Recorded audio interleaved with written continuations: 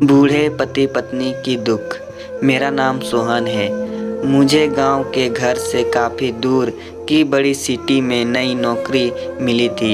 इस शहर में भाड़े का घर लेकर रहने लगा। पड़ोसी के तौर पर घर के सामने ही एक घर था जिसमें एक बुजुर्ग जोड़ा रहता था। दोनों बिल्कुल अकेले थे, मतलब ना कोई बेटा ना बेटी, ना नाती ना पोती, यानी कि संयुक्त परिवार नहीं था। मैं एक संयुक्त परिवार का सदस्य था, इसलिए मुझे अक्सर उनके बारे में विचार आते रहते थे।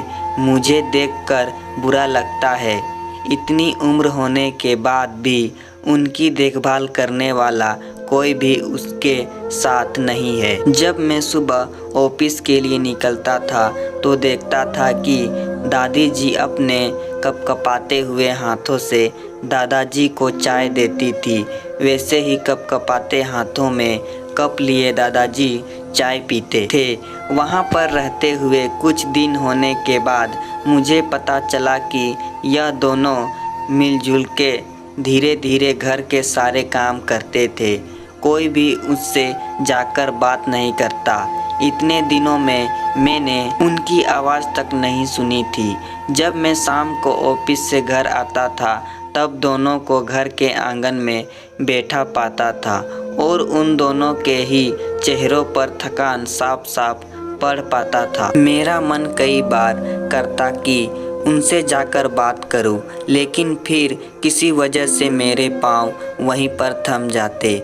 मैं जब जब उन्हें देखता था मुझे मेरे दादा दादी की बहुत याद आती और मैं घर पर फ़ोन लगाकर उनसे बात कर लिया करता। एक संडे जब मुझे ऑफिस में छुट्टी थी तो मैंने देखा दादी जी काम कर रही थी, लेकिन उन्हें रोज़ की अपेक्षा आज काम करने में कुछ ज़्यादा ही तकलीफ़ हो रही थी। मैंने उनके पास जाकर पूछा कि दादी जी, आपकी तबीयत तो ठीक है ना? क्या मैं आपकी कोई मदद कर सकता हूँ? उन्होंने प्रतिक्रिया नहीं दी। मैंने दोबारा उनसे पूछा, बताइए दादी जी, मैं क्या करूं आपके लिए? उन्होंने फिर भी कोई उत्तर नहीं दिया। मुझे काफ़ी आश्चर्य हुआ। कुछ मिनटों बाद दादाजी वहां आए और वह भी कुछ नहीं बोले। मैंने ही बात को आगे बढ़ाते हुए कहा, मुझे लगता है कि दादी जी की तबीयत खराब है, इसलिए मैं यहाँ आया हूँ। मैं आपकी मदद करना चाहता हूँ। बताइए मैं कैसे आपकी मदद कर सकता हूँ? दादाजी इशारों से मुझसे बातें करने लगे। उन्होंने इशारों से मुझे बताया कि दादी जी सुन और बोल नहीं सकती। उन्होंने यह भी बताया कि वह खुद भी बोल नहीं सकते, वह सुन सकते हैं, मेरी बात समझ सकते हैं। उन्होंने इशारों से दादी जी से कुछ कहा और दादी ने मेरी तरफ देखकर मेरे माथे पर हाथ फेरा। मैं उन दोनों की तरफ देखते ही रहा और ना जाने कब मेरे आँखों से आंसू बहने लगे। उस दिन के बाद जब जब मुझे समय मिलता मैं उनके पास चला जाता। वह मुझ पर बहुत प्यार बरसाते। अब तो मुझे उनके इशारों भी, मीठी भाषा भी बहुत अच्छे से समझ में आने लगी थी।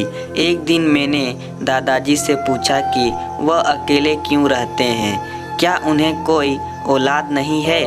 दादाजी ने दादी को इशारे से समझाया कि मैंने उनसे क्या पूछा। फिर दोनों मेरा हाथ पकड़कर मुझे आंगन में ले आए और अपने आँखों के आंसू पोंछे और उंगली का इशारा करते हुए एक साइकिल मुझे दिखाई। साइकिल को देखकर मैं समझ गया कि उनके परिवार वाले उन्हें छोड़कर कहीं जा चुके हैं और अब उनके हिस्से में अकेले यादें ही बची है।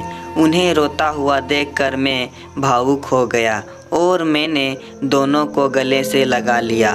उन्होंने मेरे ऊपर अपने सीने में सालों से बंद प्यार के बादलों से प्यार की इतनी बारिश कर दी कि मैं पूरी तरह उसमें भीग गया।